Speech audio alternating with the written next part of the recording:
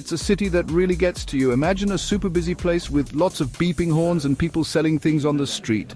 But under all that excitement, there's a city full of history and a really interesting culture. It's as flavorful as the pho soup you'll see cooking everywhere. Now, Hanoi can seem a little scary at first, especially if you're used to big streets and waiting in line.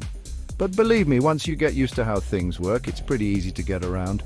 The old quarter, with its twisty streets and old temples, is best seen by walking. Just be careful where you step. The sidewalks are usually full of parked scooters and little food stands. If you need to go farther, take a taxi or try a cycler, which is like a bike taxi for a slower trip. And don't be shy about trying to get a lower price. It's part of the experience. Hanoi also has good buses that can take you all over the city for very little money.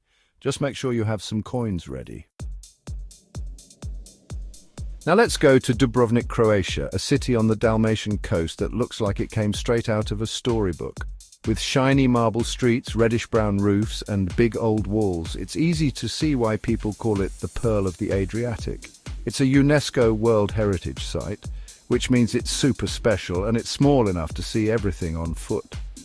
First, take a walk on top of the city walls. The views of the old town and the Adriatic Sea are amazing. As you walk, think about all the history that happened here, from way back when it was a powerful seafaring city to more recent times during the Croatian War. After your walk, explore the winding streets of the old town.